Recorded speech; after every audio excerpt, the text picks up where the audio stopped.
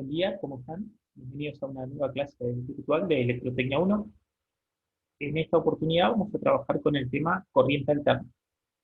Este es un tema bastante importante, porque a partir de ahora todos los circuitos que ustedes empiecen a trabajar, ya sea en esta materia o en Electrotecnia 2, en laboratorio, empiezan a funcionar con corriente alterna.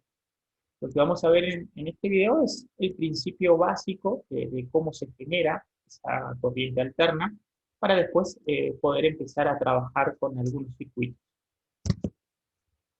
Bien, primero, sí, tenemos que ver un pequeño concepto que es el electromagnetismo. Cuando circula corriente por un material conductor, ¿sí? Alrededor de ese material se genera un campo magnético. Bien. Acá tenemos una imagen en donde podemos ver, tenemos un conductor, puede ser un conductor de cobre, de aluminio o de cualquier material, ¿sí? Que permita el paso de la corriente. Y cuando circula corriente por ese conductor, en este caso tenemos un pequeño tramo, pero las flechas indican el sentido de la corriente, alrededor de ese conductor se genera un campo magnético. Bien, recuerden que el campo magnético sí es el espacio próximo a un material magnético, ¿sí? O algún material que esté generando ese campo, en el cual se manifiestan determinados fenómenos como fuerzas de atracción o de repulsión. En este caso tenemos un conductor rectilíneo, pero si a este mismo conductor, ¿sí?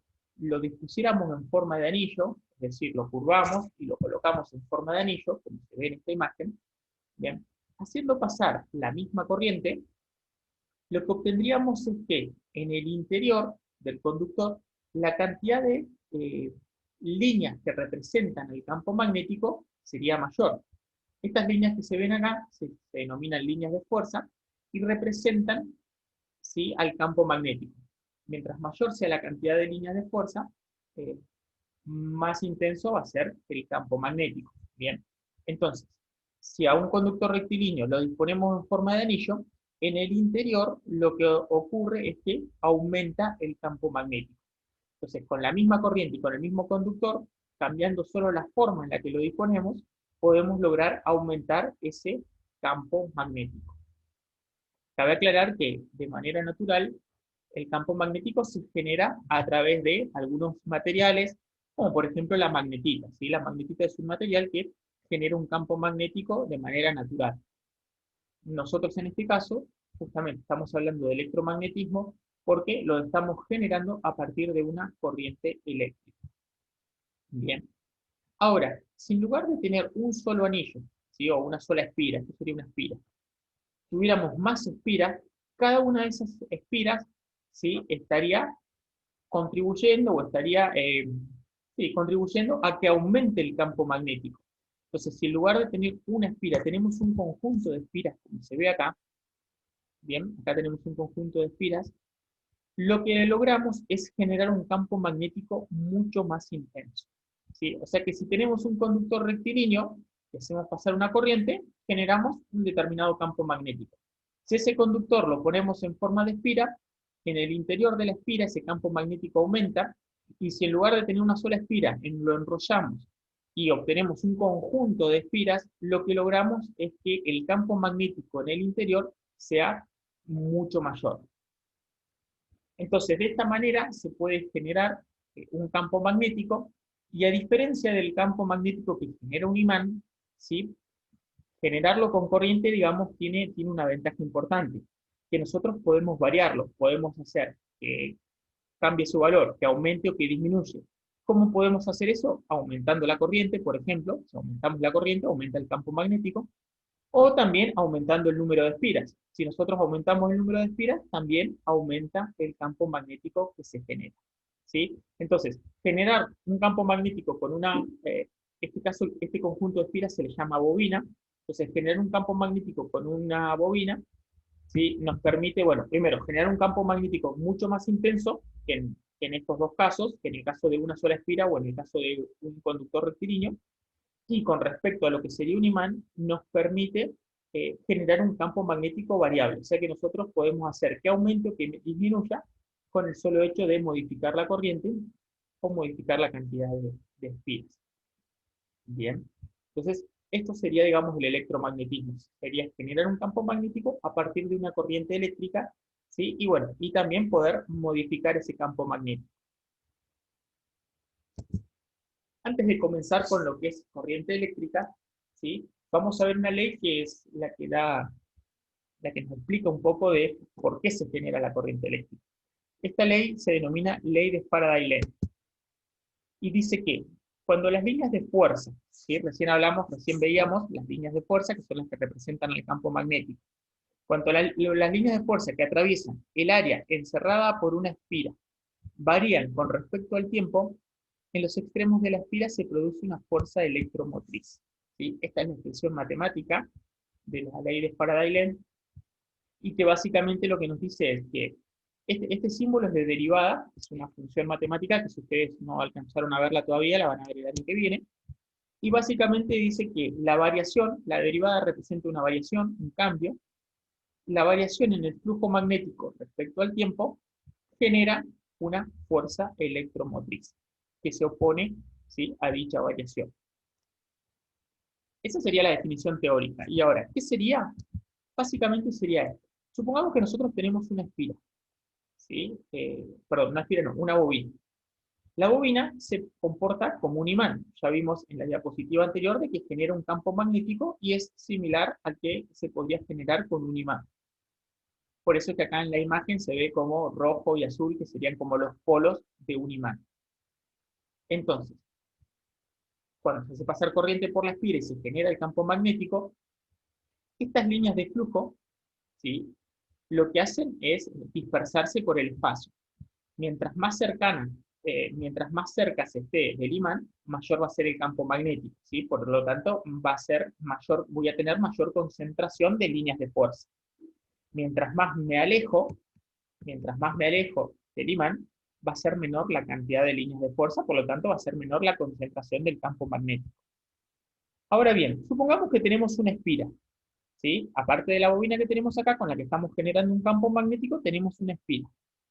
Si nosotros esta espira, ¿sí? Podríamos hacer dos cosas. Podríamos acercarla y alejarla.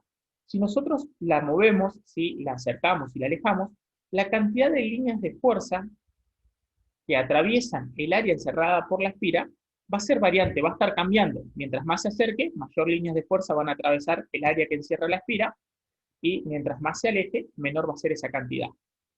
Lo otro que podríamos hacer sería aumentar o disminuir la corriente. Si nosotros aumentamos la corriente, la cantidad de líneas de fuerza que atraviesan esta espira va a ser mayor, y si la disminuimos, va a ser menor. ¿Sí? A esa cantidad de líneas de fuerza se la denomina flujo magnético. Bien. Por eso a veces se le llama líneas de flujo o también líneas de fuerza. Entonces, ¿qué es lo que nos dice la ley de Faraday-Lenz? Que si la cantidad de líneas de fuerza que atraviesa el área encerrada por una espira varía respecto al tiempo, ¿no? Está variando en el tiempo, como dijimos recién, acercando o alejando el imán, o aumentando o disminuyendo la corriente. Si varía, en los extremos de la espira se produce una fuerza electromotriz. ¿Qué es una fuerza electromotriz? Es una fuerza capaz de mover a los electrones. ¿Sí? Es una fuerza capaz de mover a los electrones. Por lo tanto, para nosotros se traduce en un voltaje. En los extremos de la espira se produce un voltaje. Si nosotros en esos extremos conectamos alguna carga, como puede ser, por ejemplo, una lámpara, la lámpara se va a encender. ¿Sí? Entonces, a medida que el flujo magnético esté variando, ¿sí? A medida que esté variando, con respecto al tiempo, en los extremos de la espira se genera un voltaje, mejor dicho, una fuerza electromotriz, pero nosotros lo vamos a ver como un voltaje, y por lo tanto, lo que yo conecte a la espira se va a estar alimentando con un cierto valor de voltaje, o sea que si conecto una lámpara, la lámpara se va a encender. Obviamente, si uno quisiera hacer este experimento casero, bueno, el campo magnético que se tiene que generar tiene que ser considerable y la velocidad a la que tiene que estar variando también, ¿sí? O sea, no va a salir de la nada moviendo un imán. Pero bueno, pero eso es lo que quiere decir la ley de Faraday-Lenz, que si el flujo magnético que atraviesa el área cerrada por una espira varía, ¿sí? En los extremos de la espira se produce una fuerza electromotriz, un voltaje que al conectarle alguna resistencia, una carga, una lámpara o lo que sea, ¿sí? Se va a encender. Hay que tener en cuenta de que ese flujo sí o sí tiene que ser variable.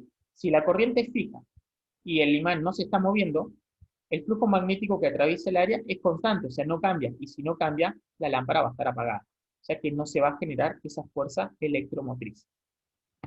Acá tengo una animación, ¿sí?, que muestra por ahí un poquitito más. Fíjense, se mide el voltaje, tenemos la espira, bien, después tenemos los extremos de la espira, están conectados a un voltímetro, y tenemos un imán. ¿Qué pasa? Cuando el imán se aleja o se acerca, como veíamos acá, las líneas de flujo que atraviesan el área que encierra esta espira o este conjunto de espiras, porque en este caso tenemos una bobina, un conjunto de espiras, está variando con respecto al tiempo. Entonces, esa variación de flujo magnético lo que hace es generar un voltaje. Fíjense que al moverlo se está generando un voltaje, ¿sí? Mientras más grande sea el imán, mayor va a ser ese voltaje y puede ser capaz de encender una lámpara, dos lámparas o lo que sea. Pero dependiendo del campo magnético que se esté generando y también un poco de la velocidad a la que se esté moviendo ese imán. Entonces, la ley de Faraday-Lenz a nosotros nos explica de manera muy elemental y muy básica cómo es que se puede generar un voltaje, cómo es que se puede generar corriente. ¿Sí? Se hace a través de la variación del flujo magnético. Acá les dejo de donde extraje las imágenes, porque no son mías. Y bien, para nosotros poder entender un poquitito cómo se genera la corriente alterna, ya vimos el principio básico para la generación. Para entender cómo se puede generar, ¿sí? Lo que vamos a hacer es ver un video. Acá tenemos una animación que nos muestra el funcionamiento de un generador elemental, digamos. Tenemos un par de polos de un imán, norte-sur, tenemos un campo magnético que se representa con sus líneas. Pero bueno, para entender un poquitito mejor esto, lo que vamos a hacer es ver una partecita de un video. Si bien lo voy a ir explicando yo, la idea por ahí de colocar el video es que ustedes puedan, que podamos usar las imágenes que están bastante buenas, ¿sí? Este sería el, el funcionamiento, o mejor dicho, este sería un generador elemental. Tenemos el polo norte, el polo sur, esto es de un imán, ¿sí? Entonces tenemos como los dos extremos de un imán.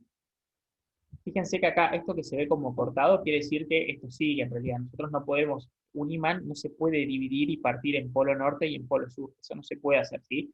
Acá simplemente se ve una parte de lo que sería el imán. Esto después continúa y tendrá el polo sur, norte del otro lado, el polo sur del otro lado, o por ahí puede ser un imán, digamos, que tenga una forma circular. Bien. Lo importante de esto es que se pone el imán para que se genere un campo magnético. Ese campo magnético tiene una dirección que va a ir desde el polo norte hacia el polo sur. Esa sería la dirección. Después acá tenemos una espira, que está hecha con un material conductor. Esa espira puede girar, ¿sí? Se puede girar a través de... en este caso, podríamos hacerla girar, digamos, de manera manual, como se ve ahí, o yendo a lo que sería, por ejemplo, una empresa hidroeléctrica, se hace girar a través de una turbina con el paso del agua.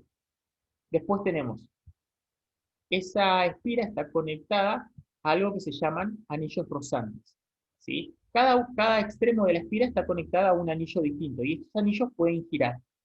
¿Por qué? Porque es necesario conectarlo de esta manera, porque si nosotros los conectáramos con cables normales, al girar la espira los enrollaría y no podría girar libremente, podría dar alguna que otra vuelta, pero se terminaría enredando. En cambio, de esta manera, está girando constantemente y esto está conectado a unos anillos que permiten el giro completo, ¿sí? Fíjense que acá se ve cómo está girando, ahí también. Estos anillos, a su vez, están conectados a algo que se llama escobillas, ¿sí? Que normalmente son de grafito, que es lo que vemos ahí y lo que vemos acá. Entonces, ¿qué pasa? La conexión de cada una de estas espiras, de cada uno de los extremos de esta espira, se conecta a un anillo, y cada anillo está conectado, ¿sí? O está rozando, porque puede girar libremente, está rozando a unas escobillas. Por lo tanto, lo que se genere en términos eléctricos, lo que se genere en la espira se va a transmitir por los anillos y por las escobillas a lo que tenemos acá, que es un galvanómetro. Este galvanómetro lo que hace es detectar, ¿sí?, la corriente eléctrica. Internamente tiene una resistencia, se cierra el circuito y lo que está haciendo es, en este caso está funcionando como una especie de voltímetro ¿sí? Nada más que son aparatos mucho más sensibles, digamos, que detectan valores muy pequeños de corriente. Digo como un voltímetro por si por ahí no están tan familiarizados con trabajar con amperímetros, ¿sí? Porque en realidad lo que está detectando es una pequeña corriente. Entonces, a medida que la espira se mueve, ¿sí? Permite que lo que se produzca en la espira se transmita al galvanómetro. Entonces, analicemos un poquito acá. Tenemos una espira que está girando, ¿sí? Esto que se ve en azul, estas líneas que se ven en azul, son las líneas de fuerza. Lo mismo que veíamos en las diapositivas anteriores, ¿sí? Que generaba la bobina, esas líneas de fuerza que representaban el campo magnético, bueno, ahora las estamos viendo acá. Entonces, al girar la bobina, la espira, mejor dicho, al girar la espira, fíjense que la cantidad de líneas de fuerza que atraviesan esa espira es variable. Por ejemplo, en este caso, ahí es máximo. O sea, cuando la espira está de manera vertical, la cantidad de líneas que la atraviesan es máxima.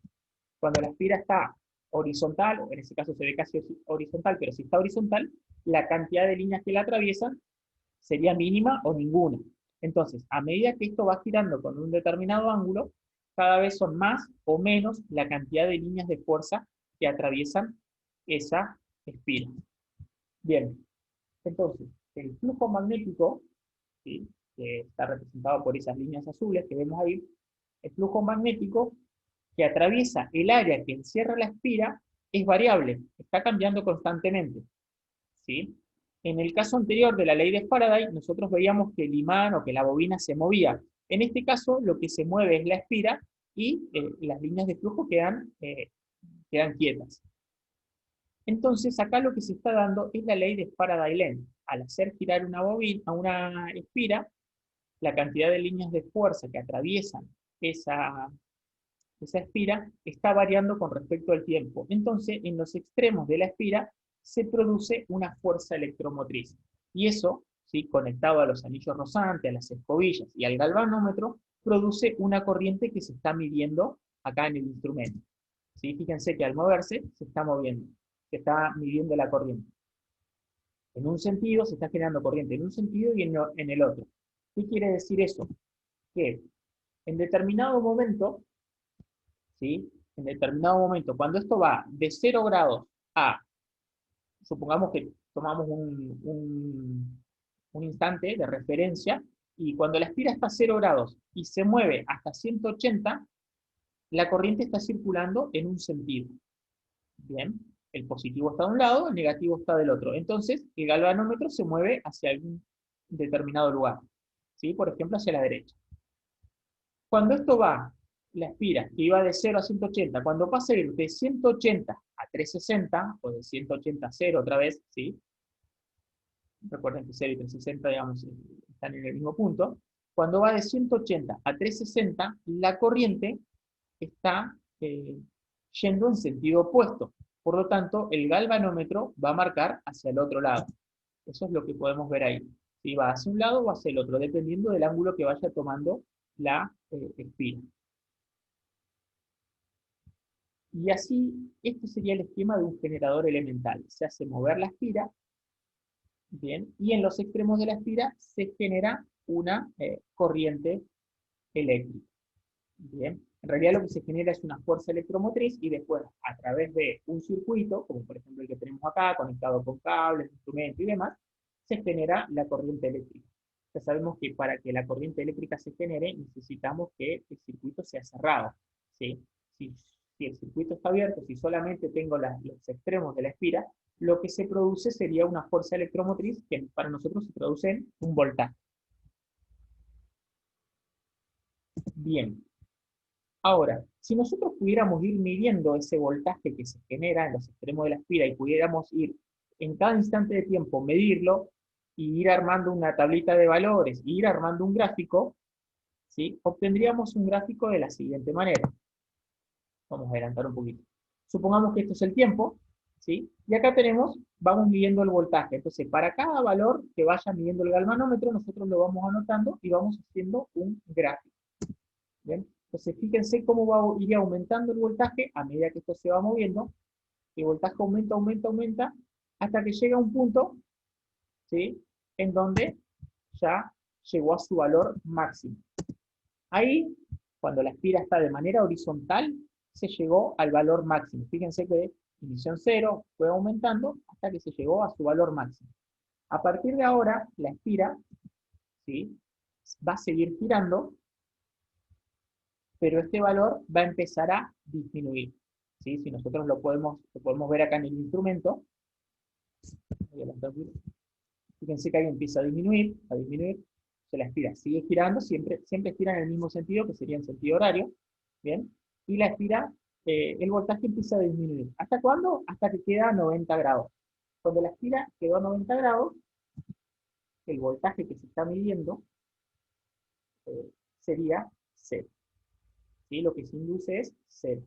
Luego, la espira sigue girando, ¿bien? Y a partir de ahora la corriente empieza a aumentar su valor, pero en sentido negativo. Por ahí ahora estoy hablando como voltaje y corriente, digamos, tratando como si fuera una sola magnitud. Por ahí cuando hablamos de corriente alterna, vamos a ver que tanto el voltaje como la corriente se comportan de la misma manera. Son magnitudes distintas, pero claro, sí, son magnitudes totalmente distintas. Bien, por ahora tienen un comportamiento similar, ¿sí? Esta variación que vemos acá es un comportamiento similar. Por eso les digo que podemos medir el voltaje o también podemos medir la corriente. Bien, fíjense que entonces esto empieza a disminuir, perdón, a aumentar, pero de manera negativa. Acá lo podemos ver, está aumentando de manera negativa, hasta que esto está a 0 grados. Otra vez, a 0 grados, ¿sí?, tenemos un valor máximo negativo, y a partir de ahí la espira va a seguir girando, y nosotros vamos a tener que empieza otra vez a disminuir, ¿sí?, hasta llegar a 0. Y cuando llegó a 0, se completó un ciclo, ¿sí? Esto sería un ciclo. ¿Qué quiere decir un ciclo? Que la espira de una vuelta completa. O sea, empezó a 90 grados, bien, se movía en sentido horario, por lo tanto, a medida que estaba de 90 grados, empezó a ir a 0, ¿sí? Y en ese momento el voltaje empezó a aumentar, aumentar, aumentar, hasta que llegó a 0 y llegó a su valor máximo. Después de 0, siguió, bien, de manera como estamos diciendo que esto se mueve en sentido antihorario, perdón, en sentido horario, lo que tenemos es que después del 0 empezó a aumentar el ángulo de manera negativa, ¿sí? Empezó a aumentar de manera negativa, menos 1 grado, menos 2, menos 3, ¿bien? Y ahí empieza a disminuir el voltaje. ¿Hasta cuándo? ¿Sí? Hasta que llega a los menos 90. En los menos 90, esto continúa, y esto ya empieza, en vez de ser 0, empieza a aumentar de manera negativa. Y así va a ir completando un ciclo hasta que esto vuelva otra vez a los 90 grados, o sea que estaba en esta posición y empieza a girar 360 grados hasta que llegó otra vez a la misma posición. Entonces ahí se completó un ciclo, y si nosotros fuéramos, ya les digo, midiendo ese voltaje y armando el gráfico, lo que se ve es un gráfico que tiene, o una señal, mejor dicho, que tiene esta forma. Por lo tanto, lo que obtuvimos acá es una señal que tiene la forma senoidal, ¿sí? Tiene la forma de una función senoidal. Ese es el gráfico que se obtiene generando la corriente alterna de esta manera, ¿sí? Después les puedo dejar el link del video, lo pueden ver completo, pero nosotros vamos a seguir con nuestra presentación. ¿Sí? Bueno, entonces, esto era por ahí un esquema mucho más simplificado de lo que teníamos, y así es como se genera la corriente alterna. Entonces, a partir de la ley de Faraday-Lenz, tenemos una espira que está girando, inmersa en un campo magnético, y como esa espira gira, la cantidad de líneas que atraviesan el área es variable. Entonces, en los extremos de la espira se genera una fuerza electromotriz. Al medir esa fuerza electromotriz y hacer un gráfico, nosotros vamos viendo la manera en la que se va comportando, y vemos que se genera una corriente alterna. Decimos alterna porque está variando, no es un valor fijo, sino que está cambiando constantemente, ¿sí? Y que tiene la forma de una función senoidal. Entonces, acá en el gráfico podemos ver la corriente que se genera. Bien. Este eje, en principio, vamos a tomarlo como que es función del tiempo, ¿sí? Pero bueno, puede ser en función del tiempo, puede ser también en función del ángulo que toma la corriente. Eso después uno puede modificar. Así como nosotros antes trabajábamos con circuitos, ahora también vamos a trabajar con circuitos. Pero ¿qué pasa? Antes el valor de voltaje o de corriente eran fijos, tenían siempre el mismo valor. Ahora que estamos trabajando con corriente alterna, vamos a ver que la corriente alterna cambia constantemente su valor y por lo tanto, para poder trabajarla y definirla, hay una serie de valores característicos que se llaman, que son los valores que representan a esta corriente alterna. Por ejemplo, el valor máximo. Acá se puede ver, ¿sí?, que hay un instante en el cual la señal toma un valor máximo. Ese valor máximo puede ser positivo o puede ser negativo, ¿sí? Si uno analiza una función senoidal como las que pueden haber trabajado en análisis matemático, el valor máximo y el valor mínimo pueden no coincidir, podrían ser distintos. En nuestro caso, como nosotros vamos a trabajar con corriente alterna que bien podría representar a la corriente que llega a nuestros domicilios, ¿sí?, la que tenemos nosotros en el tomacorriente, en nuestro caso van a ser iguales. O sea que el valor máximo que tengamos acá va a ser igual al valor mínimo que tengamos acá, nada más que este va a ser positivo y este va a ser negativo. O sea que si esto vale, por un decir, 200 volts, esto va a ser menos 200 volts. Entonces el valor máximo, positivo y negativo, es un valor característico de la corriente alterna. Después, tenemos el valor instantáneo, que es el valor que toma la señal en cada instante de tiempo. Para cada instante de tiempo, nosotros podemos medir un determinado valor. Acá, por ejemplo, en este punto voy a tener un determinado valor. Si tomo otro instante de tiempo, acá voy a tener otro, acá otro. Acá los valores van a ser negativos, antes eran positivos, ¿sí? Entonces, nosotros podemos saber cuál es el valor, que toma la señal en cada instante de tiempo. ¿Cómo? Utilizando la siguiente función. El voltaje, esto es una B minúscula porque es una magnitud que está cambiando con respecto al tiempo. El voltaje, esta B también podría ser de valor, pero ahora veamos el ejemplo concreto del voltaje.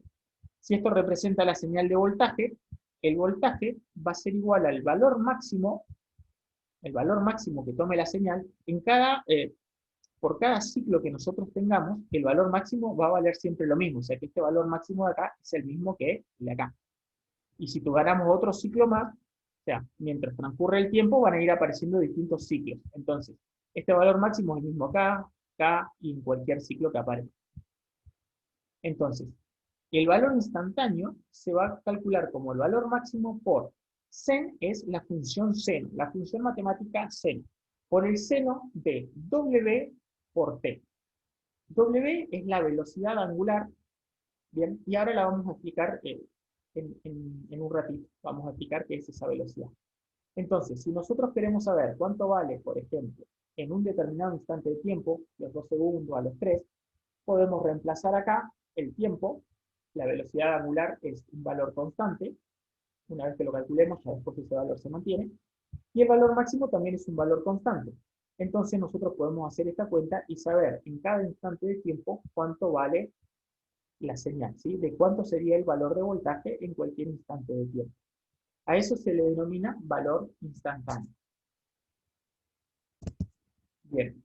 Ahora, uno podría decir, bueno, esta es la corriente que está llegando, esta es la señal que está llegando a nuestras casas, al toma corriente, ¿sí? Si nosotros pusiéramos un aparato que me permita ver la forma de onda, porque si uno va con el voltímetro, lo único que hace el voltímetro es medir un valor, pero no nos permite ver la forma de onda.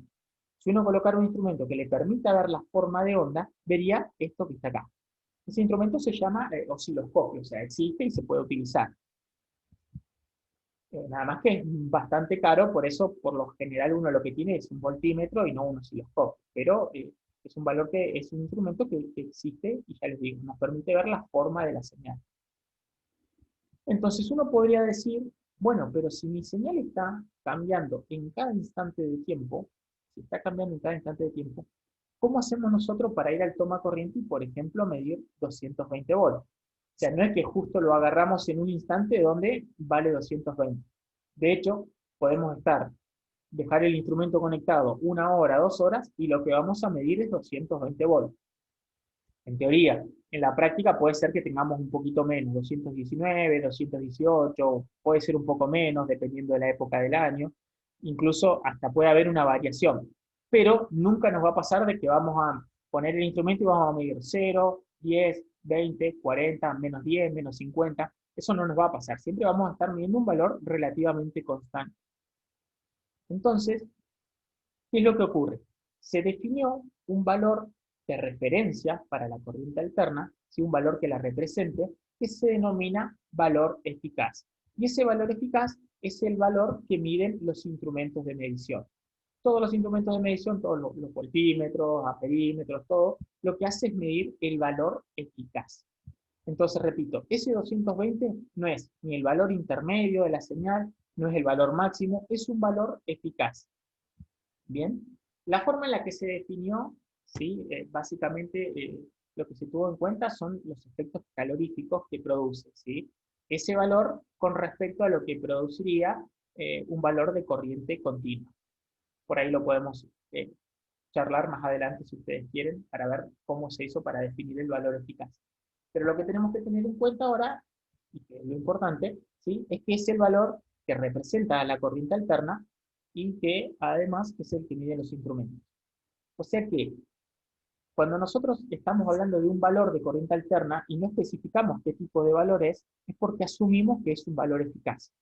Nosotros cuando decimos que en el toma corriente hay 220 volts, no estamos diciendo es un valor máximo, es un valor instantáneo, simplemente decimos 220 volts. Entonces se asume que ese es el valor eficaz. ¿Cómo se calcula el valor eficaz? El valor eficaz se calcula como el valor máximo dividido raíz de 2. Bien, el valor máximo dividido raíz de 2. O sea que, si nosotros sabemos que 220 volts es el valor eficaz, de acá podríamos despejar y obtener el valor máximo que tenemos en la señal que llega a nuestro tomacorriente. En este caso, el valor máximo de voltaje sería de 311 volts. Repito, ¿cómo haríamos para saber cuánto es el valor máximo de voltaje que llega a nuestro tomacorriente? Tomamos el valor eficaz y despejamos de acá el valor máximo. Esta raíz de 2 que está dividiendo pasa multiplicando. Entonces hacemos 220 volts por raíz de 2 y eso nos va a dar el voltaje máximo. Bien, entonces a nuestra casa está llegando un voltaje máximo de 311 volts. Pero nosotros tomamos, para describir a la corriente alterna, el valor eficaz que serían 220. Otro valor característico importante es el periodo.